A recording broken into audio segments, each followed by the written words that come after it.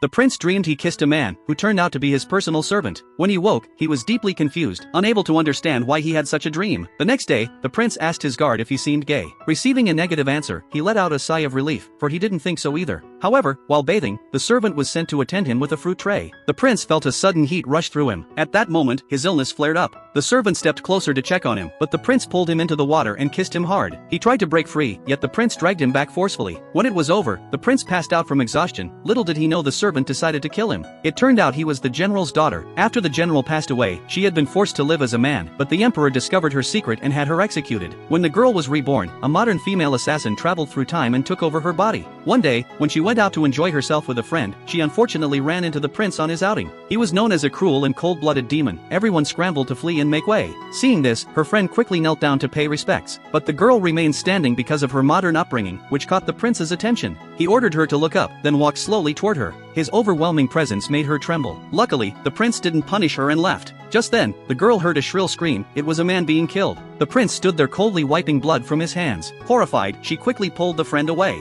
Once they were safe, the friend told her that the emperor was currently selecting male consorts for the prince, and good-looking men like them should stay far away from him if they wanted to stay alive. The girl agreed. Then they couldn't help imagining what it would be like to serve the prince together. The friend added that if that day ever came, he would have to be the main consort. The girl was speechless. When she returned home, she found her family kneeling to welcome the prince's arrival. A bad feeling came over the girl. Sure enough, the prince walked straight to her and called her name. The girl had to stand and respond, but suddenly, her stomach let out a loud growl. The prince asked what she wanted to eat. Hearing this, the girl excitedly rambled off all her favorite dishes. At that moment, her mother started planning the style of her own coffin, and her grandfather felt as if he could see his ancestors coming to take him to heaven. To everyone's surprise, the prince praised the girl for having a good appetite, then ordered her to move into his mansion.